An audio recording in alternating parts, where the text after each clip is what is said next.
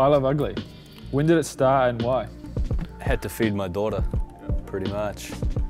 And it was either work for somebody else or pursue this little I Love Ugly thing which I had going on. I had this idea of doing something creative and using the words I Love Ugly as the label for it. I had a whole bunch of illustrations which I was tinkering around with, and I put the illustrations onto t-shirts, and then I Love Ugly was born. I saw a little window of opportunity. I was like, okay, I'm gonna feel this out and I'm gonna experiment a little bit, and then yeah, look what happened.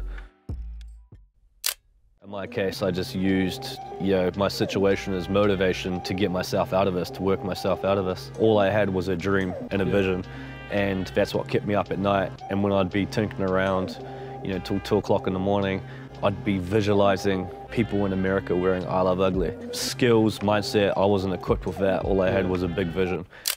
When I hit breaking point, we went to Amsterdam and I got super inspired. That's where I came up with the idea of a Zesby.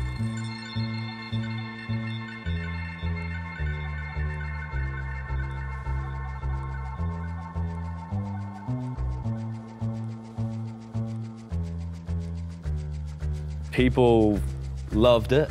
People hated it. We get some complaints, people saying they're hard to run in, hard to go upstairs, and I'd hit them up and I'd be like, hey, relax, slow down, what's the rush?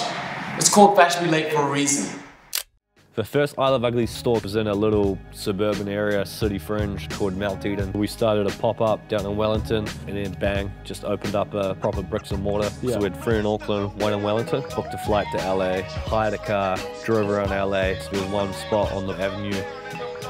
And yeah, we set it up and opened up the store, and the first day we had a queue outside. I left that night back to New Zealand and just tapped myself in the back, and it was one hell of a high. We decided to open up a store down in Newmarket, which was about 10 minutes away, which was a bit more of a kind of high-end shopping district of Auckland City. I designed the whole thing from scratch and worked with the fabricator, and it just worked. It was big, roomy, we could offer more, people could breathe and move in it. And that was the start of a bit of a retail journey. We did a collaboration with JanSport bags, which was a huge success. Onitsuka Tiger. We'd have Justin Bieber come in and he'd buy 15 pairs of pants. Our boy Chester Watson, he'd come in, he'd do gigs, we struck up a relationship with Sony Records, and G-Eazy would do in-store signings, and there'd be 2,000 kids come through our store. And we weren't focusing on the things that make a business run and the things that are most important. The financial, the operations, we weren't focusing on that, and the rug slowly got pulled underneath us.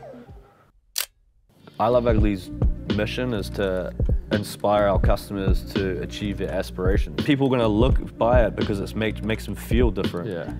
So I think that's why we do what we do, is we try to change the way people feel.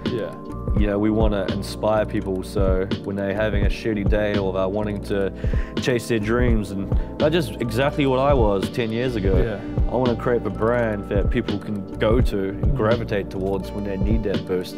People kind of look back and have a lot of their own personal memories in the last decade associated with I Love Ugly, and I'm from a big family, and it's all about family vibes and just make this company super inclusive and special. And I always like to ask myself, if I Love Ugly, if my company died tomorrow, would people miss it? And I'm always trying to make it so if it was dead, be dead tomorrow, people would miss the crap out of it.